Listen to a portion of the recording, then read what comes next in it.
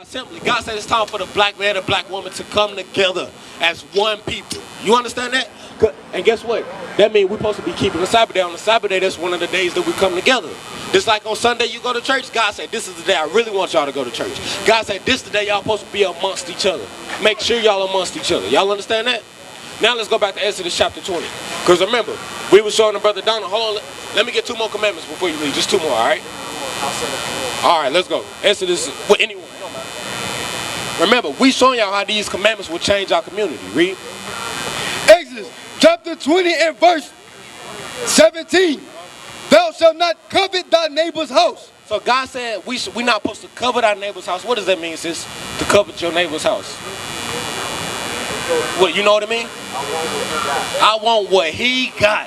How many times do you see on TV, I need what he got. I like his rims. I like his car. I like his wife. How many times do you see that in a black community? We breaking into each other's houses.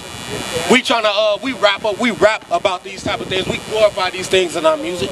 God said we got to stop doing that. And just imagine if we applied that one commandment, how much our communities would change. Think about this, sis. If we applied that one commandment, how much the black community would change. You wouldn't have to worry about locking your door every time you walk out the living room. Because nobody would be breaking into your house. There was a time. Exactly. So let's read on. You're right, but that's what we got to get back to. So let's read on. I want y'all to keep listening to the commandment, all right? Thou shalt not covet. Hey, y'all make sure Brother Donnie got a flyer, right? Okay, hey, look, our address on the back. You can come to our school and congregate with us today. Hey, we need you on this side with us. You understand? Hey, come to the school, bro. If you got questions, give us a call, all right? All right, so sis, keep listening, all right? We showing you God's commandments right now. God's commandments is what's going to change our communities, all right?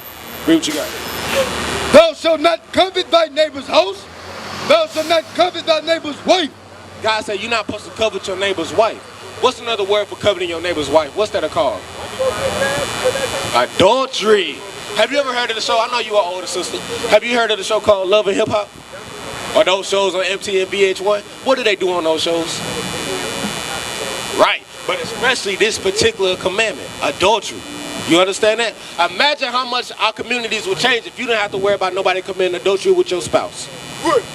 How many times have you turned on the TV and seen on the news that somebody killed another person because their spouse was in adultery? Think about how much that one commandment would change the black community. Because guess what? The black man and black woman, we like to say, no justice, no peace. We need change in our community. Guess what? The Bible is change in our community, sis. You understand that?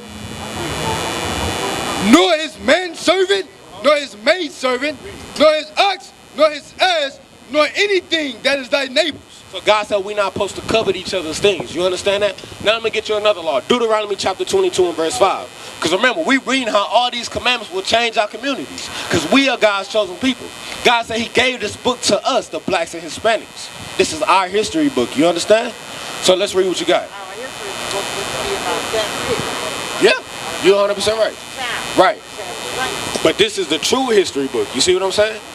Let's read what you got. So I'm going to read to you another commandment. Because remember, God said we God's chosen people. God said we royalty, right? Let's see what royalty supposed to do. Deuteronomy 22 and verse 5. The woman shall not wear that which pertaineth unto a man. This is a commandment particularly, specifically for the woman. God said the woman not supposed to do what? Shall not wear that. Shall not what? Wear that which pertaineth unto a man. So God said the black woman not supposed to be wearing something, an article of clothing that pertains to a man. What article of clothing is he talking about? No, stop right there. It's talking about what, sis? It's talking about pants. My sister, if you don't mind me asking, how old are you? 65. 65. So what year was you born? And I said, what year?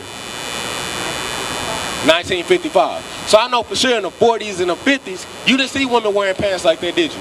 They had on what? They had on what, sis? They had on long, modest dresses. Guess what, sis? That's a part of our heritage. That's a part of our culture. You understand that? Read that again. The woman shall not wear that which pertaineth unto a man, neither shall a man put on a woman's garment. So God said a woman not supposed to wear pants and a man not supposed to wear what?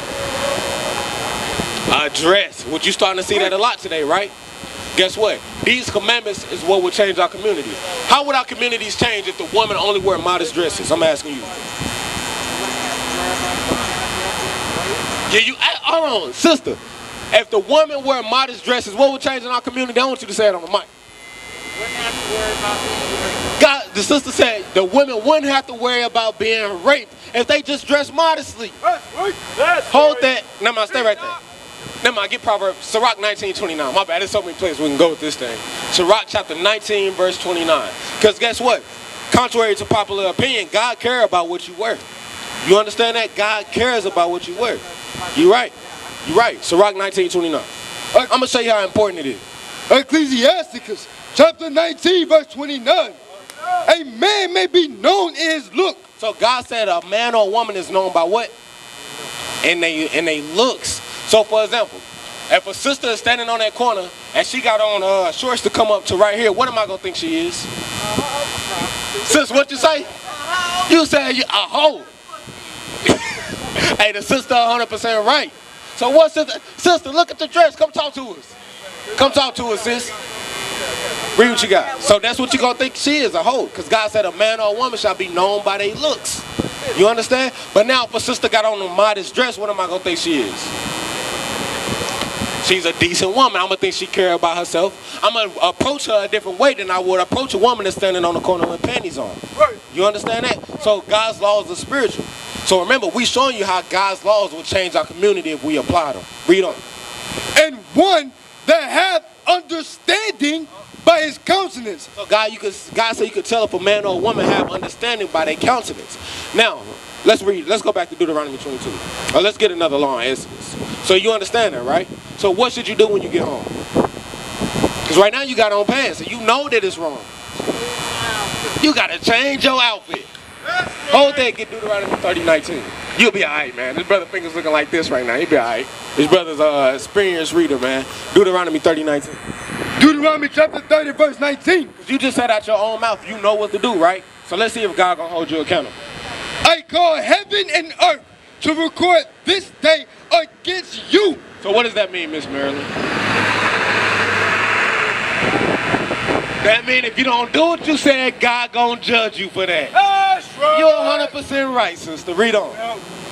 That I have set before you life and death. Guess what, Miss Marilyn? Right now, God is putting, we not just Negroes in purple. We the messengers of God. God said right now he putting before you life and death. The life, if you keep God's commandment, death is if you don't. You just said you're gonna get judged if you don't change, right? Read on. Blessing and cursing. So we read the blessings and the curses earlier before you got here, read. Therefore, choose life. God is telling you to do what? God is telling you to choose life. Or in other words, choose to put that dress on when you get home. And don't put the pants back on. We used to scream black power while Charim was pushed.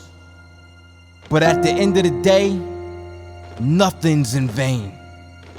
IUIC has been given a vision. The tents of Judah has risen. Many has attempted the mission. Minor murmuring, omitting, and missing the mark. Just reading that he had the flame of fire in his eyes gave us the spark. We on Paul's mission. We out on the road, purple and gold. From Mexico, Cuba, Haiti, Ghana, Sierra Leone. 144,000 boots banging, concrete crackling. These are how men repented at heart.